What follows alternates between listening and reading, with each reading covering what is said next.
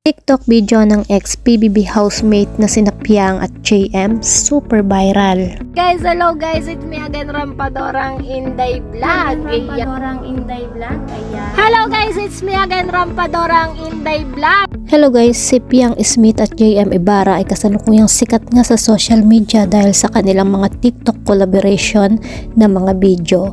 Sa isang bagong post mula sa PBB Gen 11 big winner na si Piang, nagkasama ang dalawa sa isang makinis na dance video na talaga namang kinagiliwan ng kanilang mga tagahanga. Matapos ang mahigit na 14 linggong airing ng PBB Gen 11, ang mga dating housemate lalo na sina Piang at JM ay talagang pinag-usapan nga sa social media. Sa kanilang TikTok video, umabot na ito ng higit 3.7 million views sa loob lamang ng 24 oras matapos nga itong ilabas. Pero sa ngayon guys, ito ay meron ng 4.4 million reaction and 50.1 million views. Ang kanilang dance collaboration ay nagbigay ng saya at aliw sa mga tagapanood at patunay ito ng kanilang natural na chemistry sa harap nga ng camera. Hindi nga maikakaila na ang kasikatan ng kanilang mga video ay nagpapakita ng kanilang galing sa pagsasayaw at pagkakaroon ng masayang personalidad na nagbigay daan upang makuha ang atensyon nga ng maraming tao online or ng mga netizen. Sa bawat post, nagiging inspirasyon sila sa iba pang mga aspiring content creators na ipagpatuloy ang kanilang mga hilig at ipakita nga ang kanilang talento sa social media. Dahil nga dyan guys, ang kanilang viral na video ay hindi lamang nagbigay ng kasiyahan kundi nagpatunay rin ng epekto ng TikTok sa pagpapalaganap ng mga talento ng mga kabataan sa Pilipinas.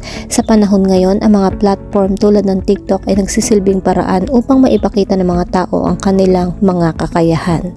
At si Piang at JM ay isa sa mga halimbawa ng mga individual na nagtagumpay sa larangan ngang ito. Maraming mga netizen na nagbigay ng positibong komento sa kanilang video at ang ilan ay nagbigay din sa kanilang husay at likas na talento sa pagsasayaw.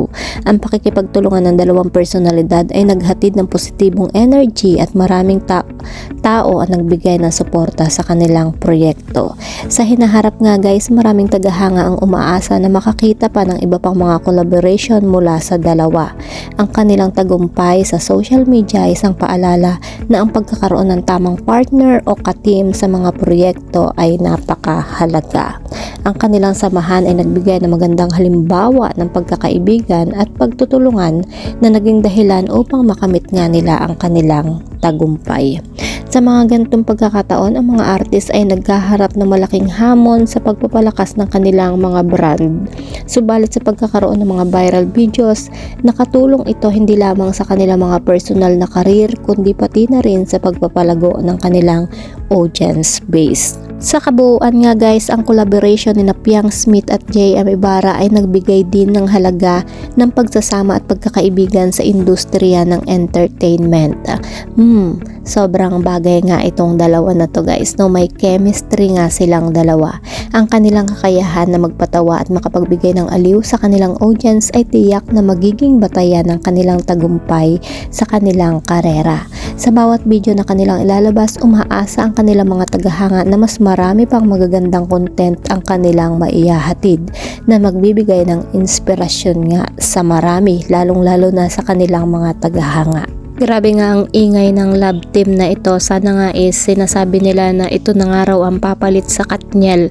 Pero sana naman wag na nating idamay pa ang Katniel dito. Gawa na lang tayo ng sarili nating history. So that's it guys. Isa ka rin ba sa nakapanood nga nitong viral TikTok dance nitong dalawang mag-love team na ito? Kung ano ang inyong suggestion, kinilig din ba kayo? Kung ano ang inyong reaction at kung ano ang inyong komento, i-comment nyo na yan sa baba. Kung di pa kayo nakasubscribe sa aking YouTube channel, kindly hit the notification bell, like, and share. Maraming salamat. Ingat po ang lahat and God bless.